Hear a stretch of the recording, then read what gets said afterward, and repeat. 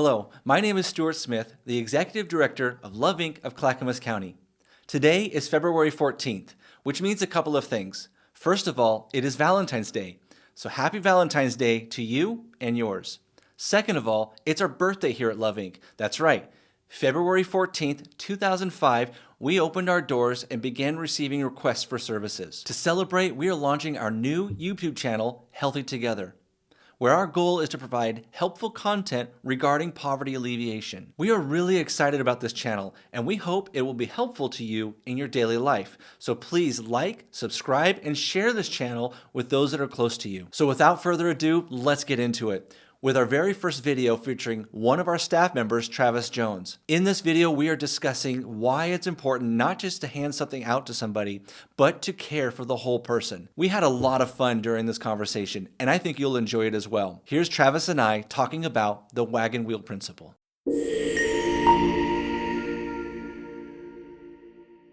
Welcome everybody to the Healthy Together channel, where we discuss all things of poverty within our community through the lens of Love Inc. and our Bibles. Today we have a really exciting topic to bring to you today. It's kind of our working philosophy on how we at Love Inc. work with individuals to bring dignity and hope back into their lives. So today I have a special guest with me today. His name is Travis Jones. Welcome, Travis. How you doing? Hey, I'm good, sir. How about yourself? I'm doing great. Thanks for asking. I'm really excited to be doing these videos with individuals like yourself.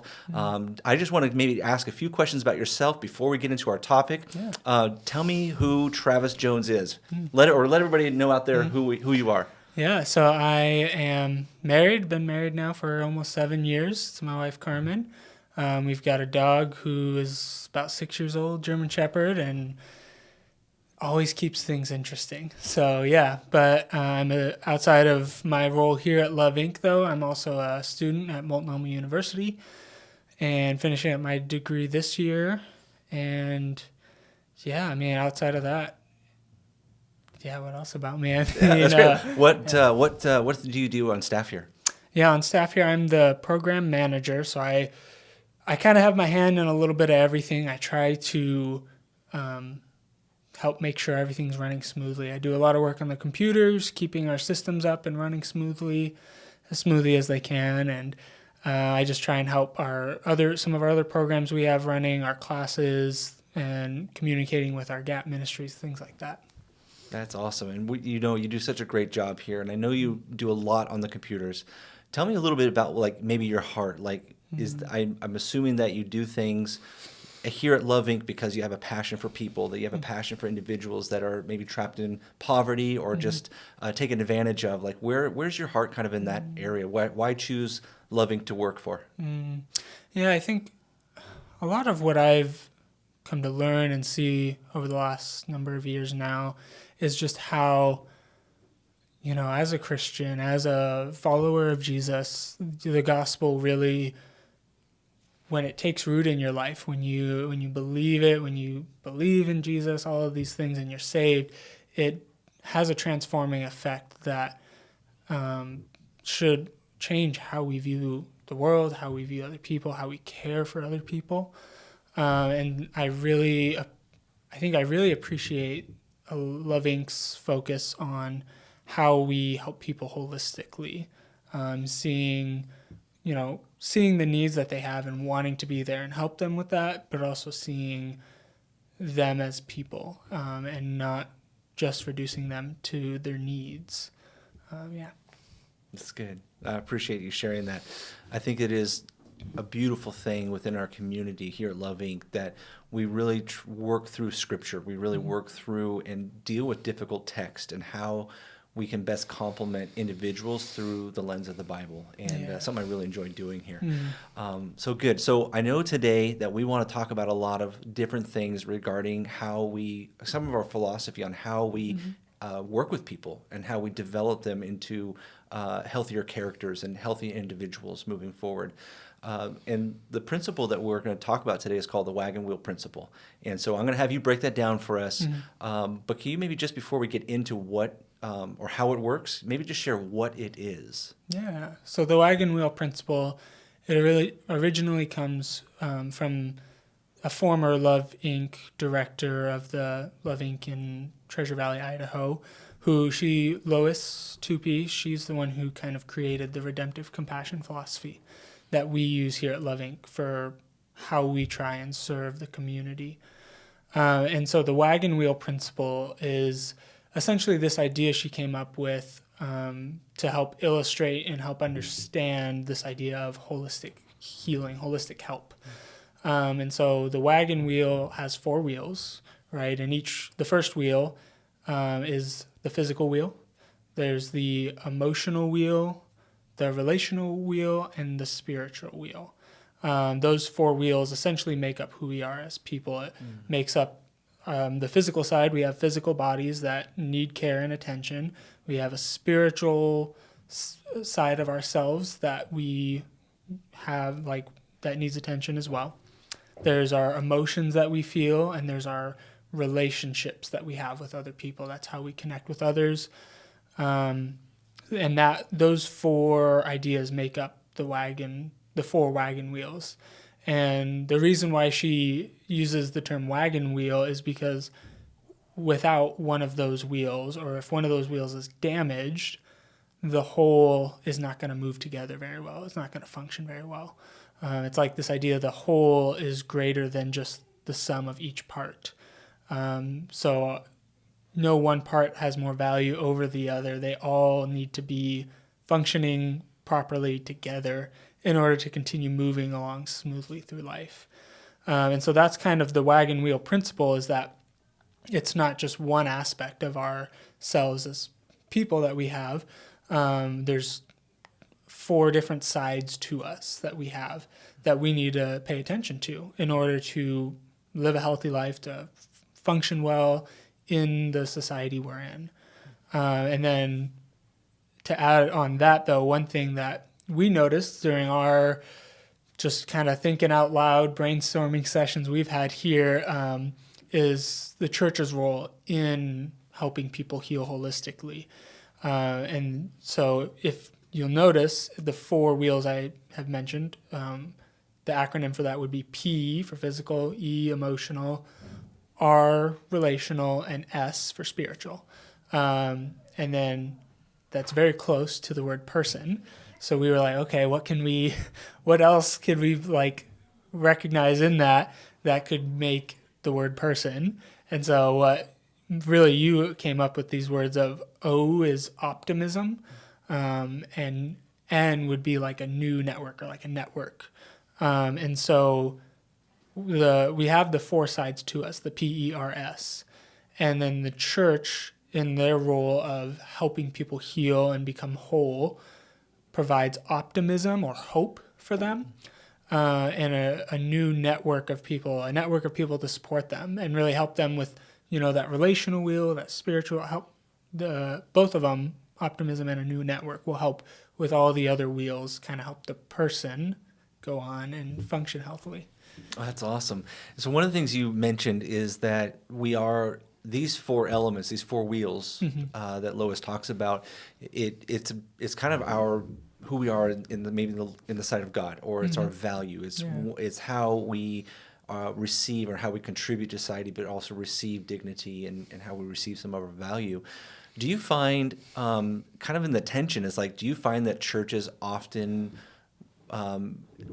make some wheels smaller, or don't tend to them, or they elevate other pieces or other places or other wheels that are maybe? So I'm just thinking, like, there's a lot of churches and a lot of individuals in our community, agencies that really focus on the physical side. Yeah. And where they don't work on some of the emotional side or some of the mental.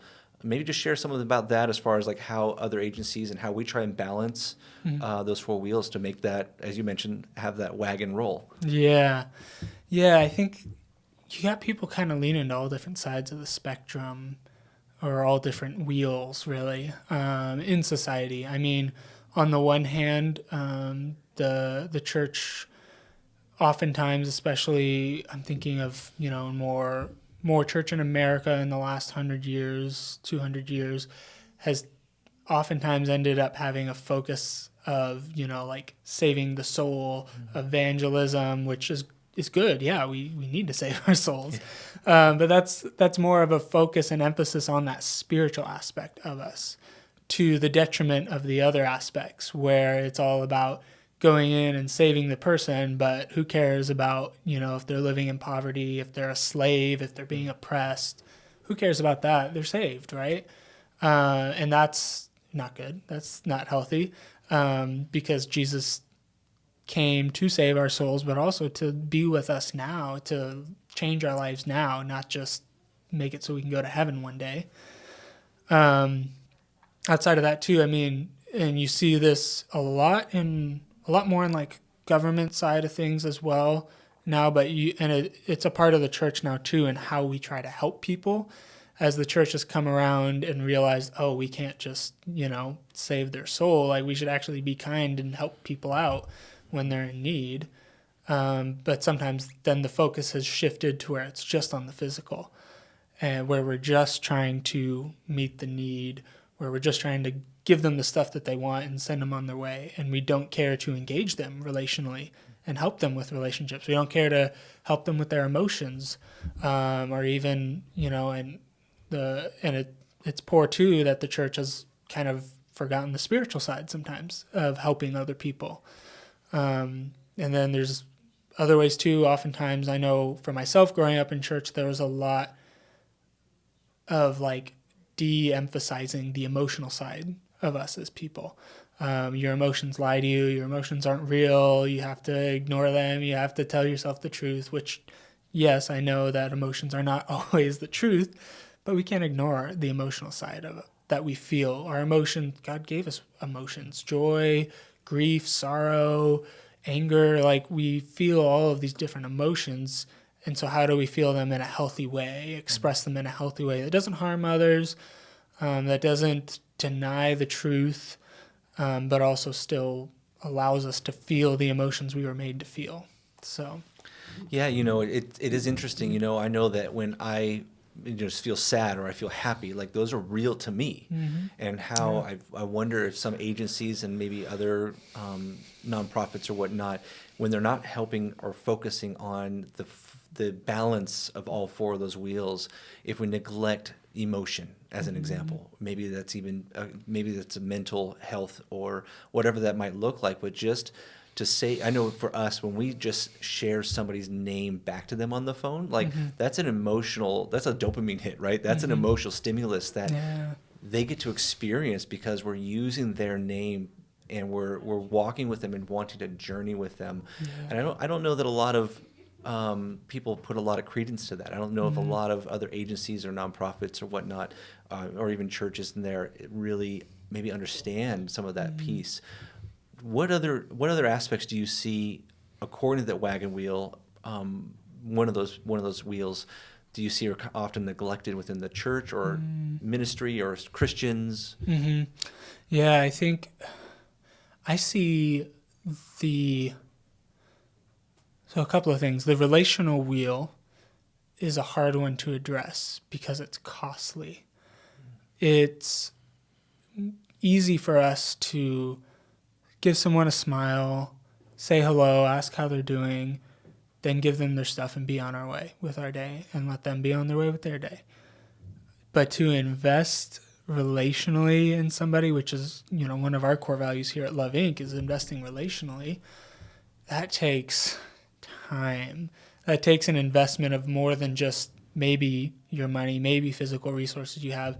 That takes investment of your emotions, of your time, your energy, your spiritual health, all of these things. It takes a full investment from you to invest relationally in someone, to build a relationship with someone, to go through the good and the bad with them and not give up on the relationship. And so that's one that's pretty easy to ignore just because it's hard. And I mean, a lot of our society today in church and out of church is unfortunately very transactional and de-emphasizes the relational side of things. And so there's not a lot of support out there of people saying, hey, we need to invest, we need to build relationships. Relationships are important because it's hard work. Outside of that, I think the emotion the emotional wheel can be really hard too. A lot of the times we're afraid of what we feel. We're afraid of the emotions we feel about something. I mean, you see it when people go through traumatic situations in life, face trauma. There's a lot of ways our bodies try to forget and try to cover things up, try and ignore the pain we feel.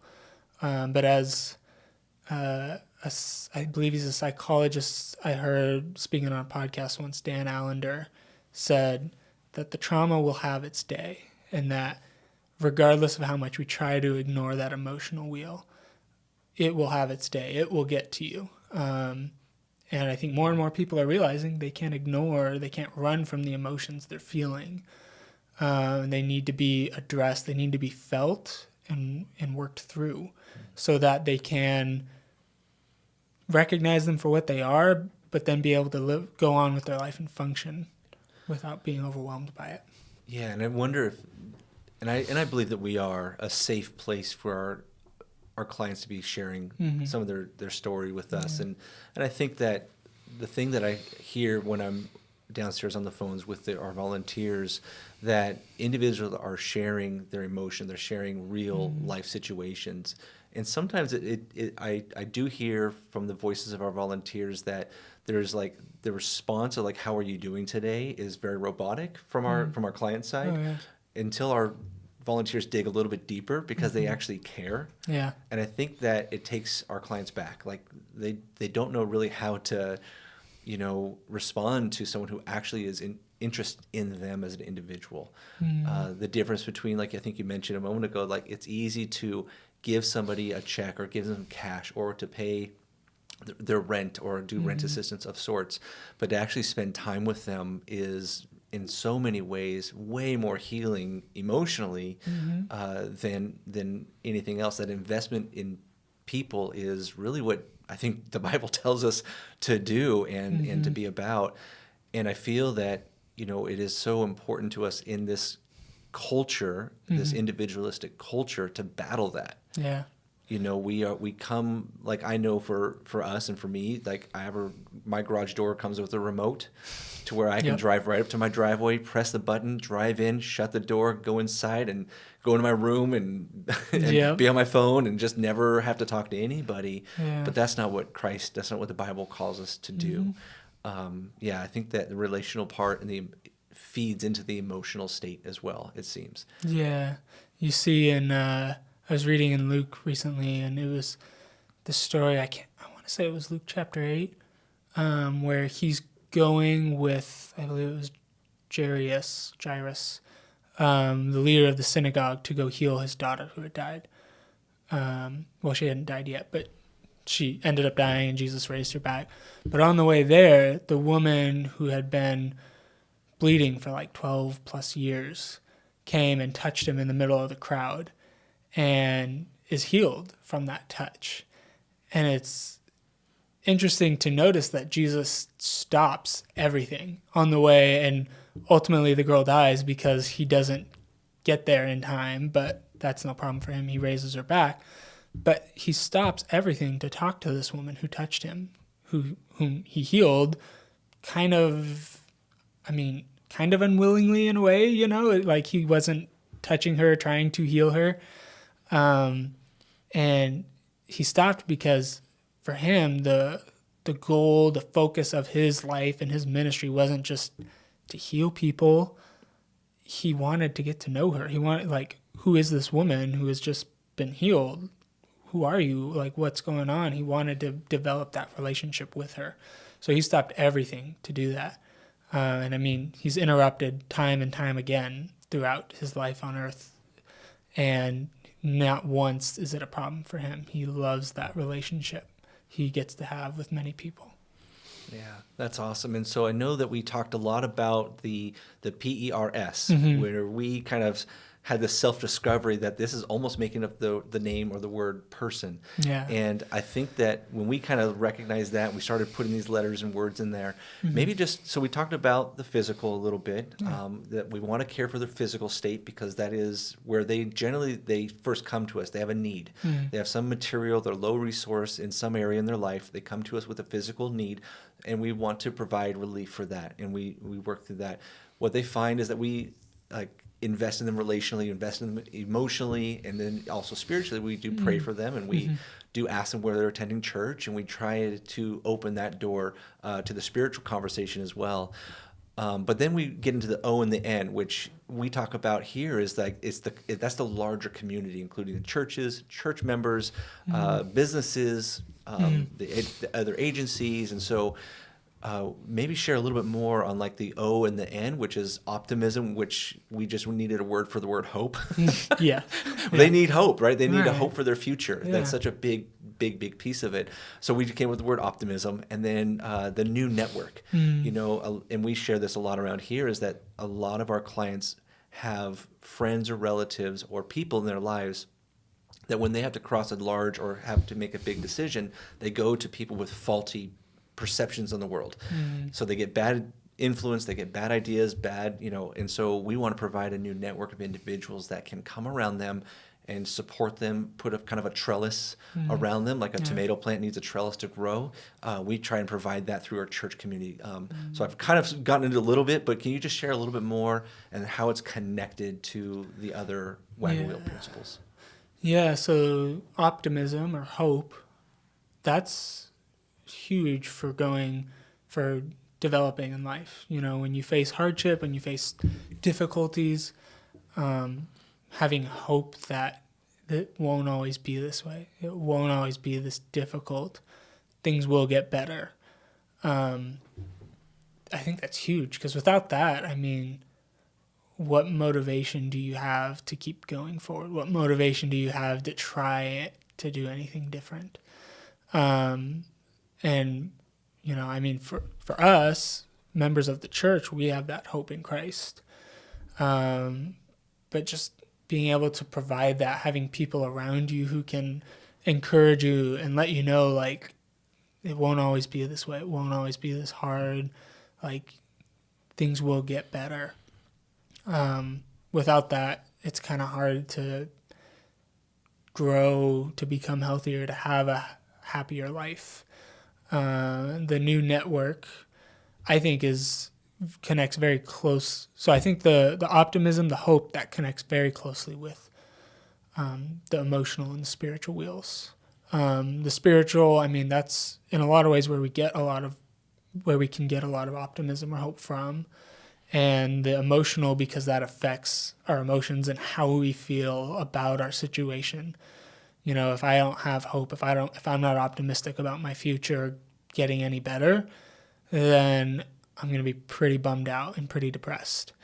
But if I at least know, this sucks right now, but, there's a chance that things won't be this way forever. I will, heal. I will, won't be in so much hardship eventually.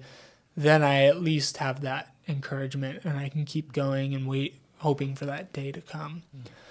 The network side of things, I think, relates a lot to the relational wheel, especially, but also the physical wheel too.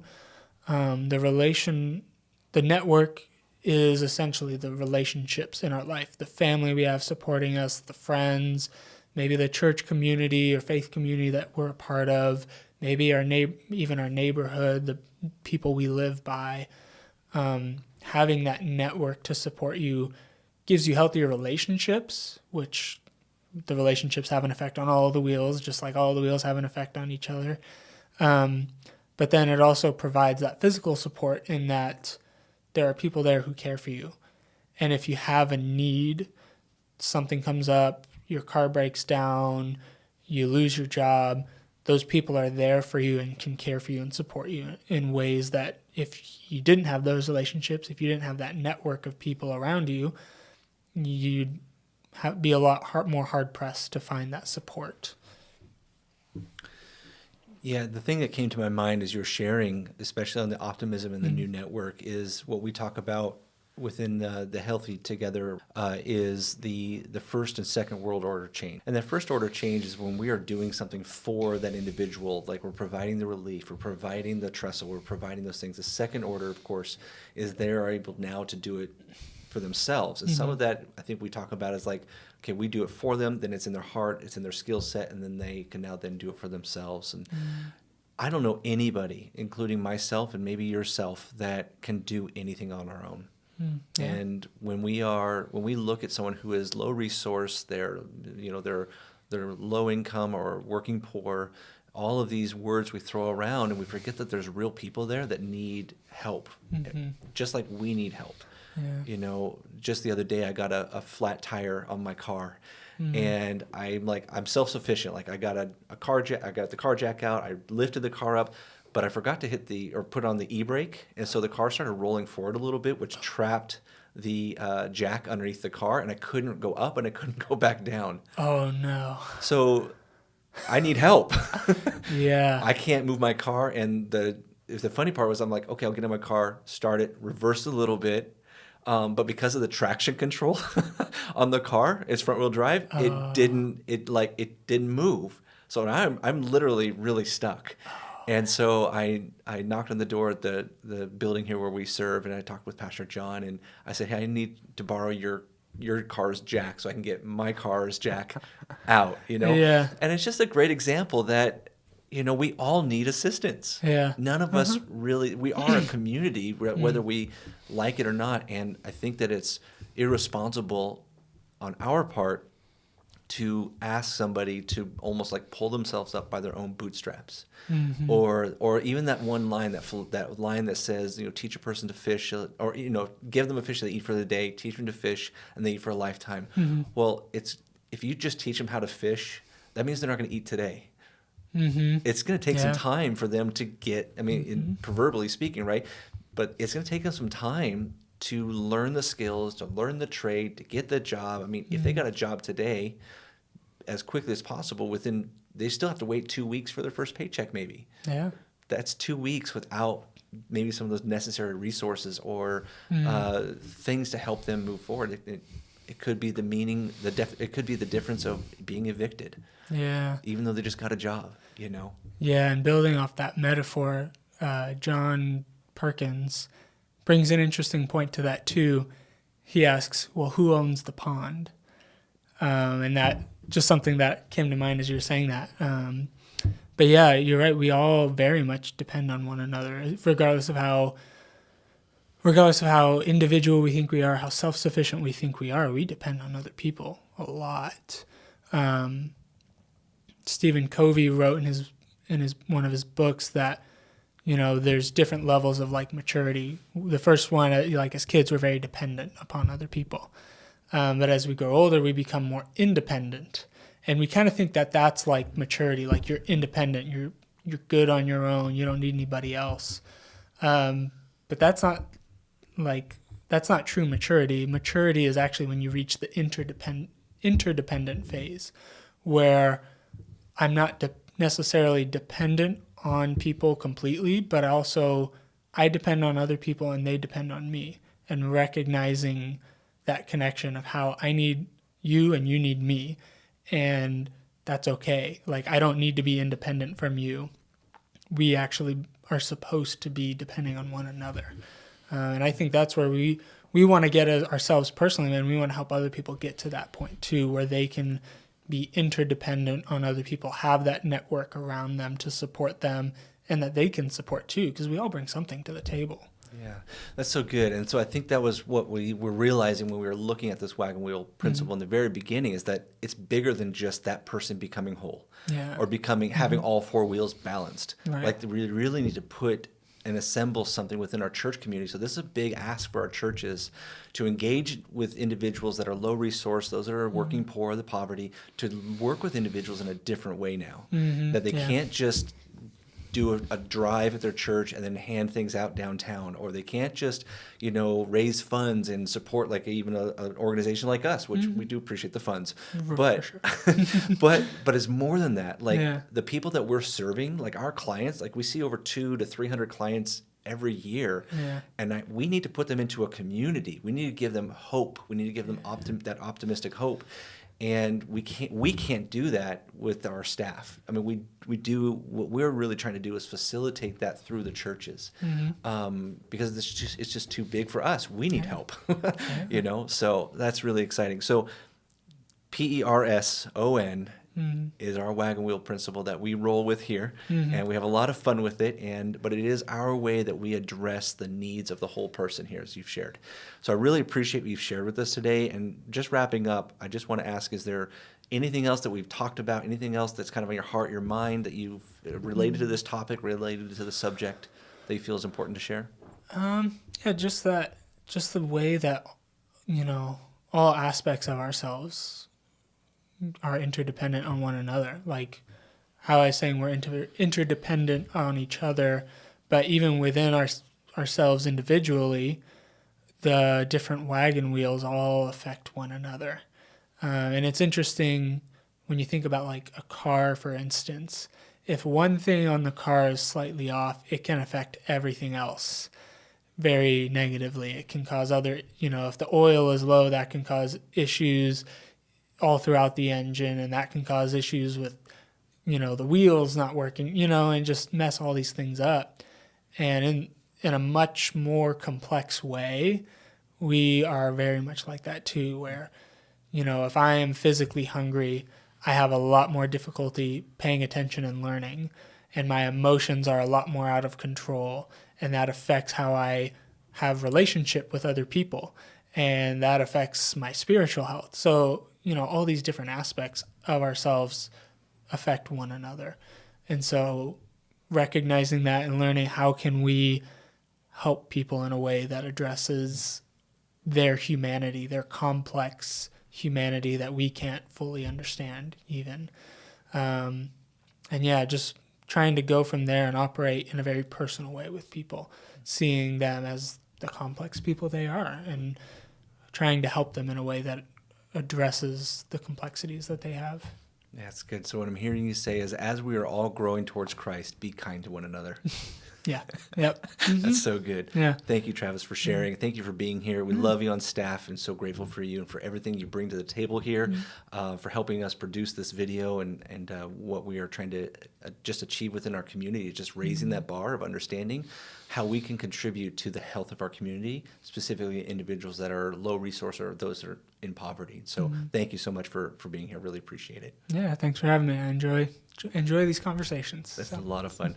So if you have any other questions or any other thoughts towards this subject, leave a comment in the comment section below. Of course, subscribe if you find value in these topics. You can also ask more questions of us just by emailing us or going to our website at clackamasloving.org. But we're so grateful that you've spent this time with us, and we look forward to bringing more of these videos to you in the future. God bless.